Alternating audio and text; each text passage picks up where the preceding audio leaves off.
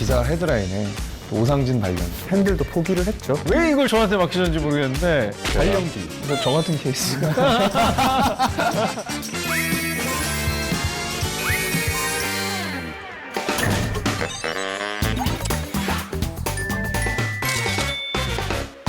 영화에 대한 지적 혹은 지적인 시선을 전하는 주말의 랭킹의 오상진입니다. 안녕하세요, 김도훈입니다. 드라마 시상식에서 강소라 씨랑 사회를 보셨죠? 그렇죠. 예. 기분이 어떠셨어요? 진행자로서 같이 있어서 정말 또 즐거웠고요. 별에서 온 그대가 굉장히 많은 상을 받았어요. 신인 연기자상은 그러면 오상진 씨? 신인 연기자상에는 그 안지현 씨가. 네, 저는 뭐 상은 못 받았지만 동료들이 상을 받으니까 너무 좋더라고요. 잘하시는 분들 중에서도 신인 때는 엄청난 발연기로 유명했던 분들도 계시거든요. 오늘은 그런 분들에 대한 얘기를 좀 나눠볼까요?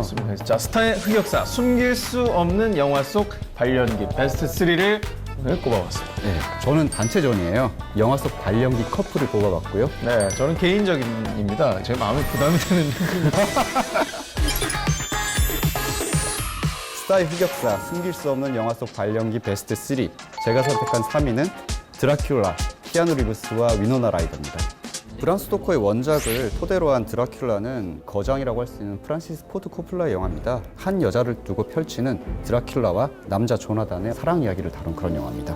도대체 어떤 연기를 했길래 발연기로. 키아누 리브스는 뭐 20년 된 팬들도 포기를 했죠. 드라큘라 성에서 키아누 리브스가 식사를 하는 장면이 나옵니다. 근데 갓 이제 입소한 신입병이 처음으로 입으로 들어가는지 것 코로 같아요. 들어가는지 모르는. 그렇습니다. 그런 연기를 보여주죠. 드라큘라가 휘두르는 칼에 깜짝 놀라는 키아누 리브스의 연기도 정말 압권입니다.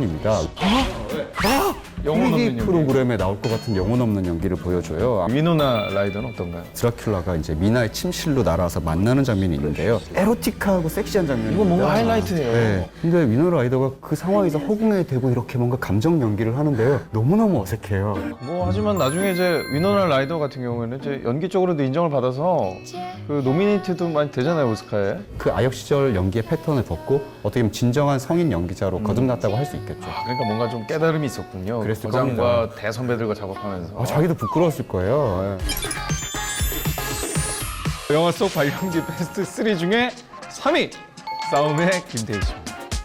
싸움이라는 영화는요, 두 이혼 남녀의 얘기인데요. 죽도록 사랑했지만 이제 죽이고 싶을 정도로 미운 사이가 되어버린 남녀의 끝없는 싸움을 그린 하드보일드 로맨틱 영화입니다.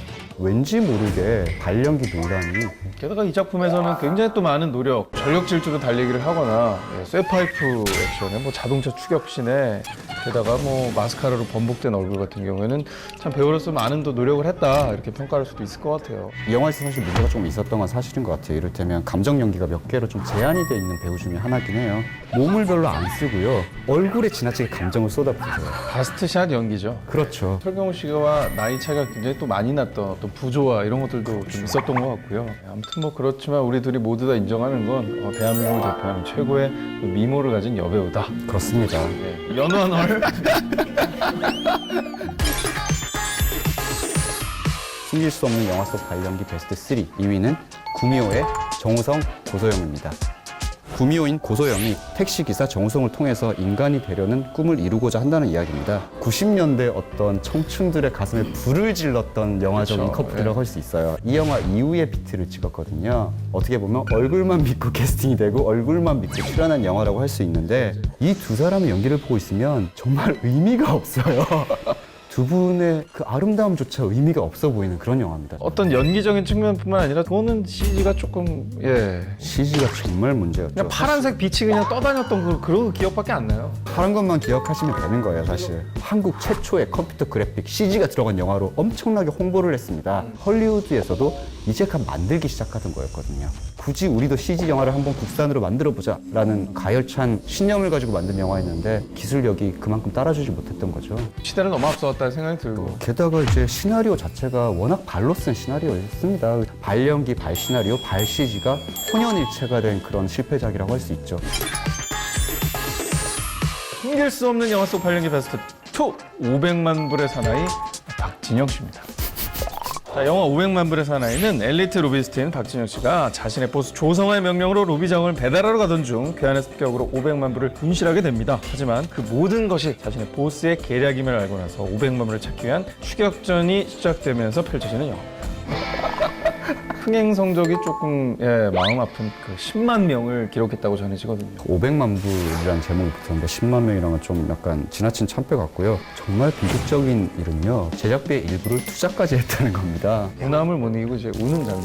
우는데 표정이 별로 없으세요. 이렇게. 감정 처리의 문제가 조금 그리고 학생들의 또 강의하는 장면이 있었습니다. 그래서 일정한 너무 톤으로 대사를 하는 모습도 조금 공기 반, 연기 반 꼭 기억하시면 좋을 것 같고요.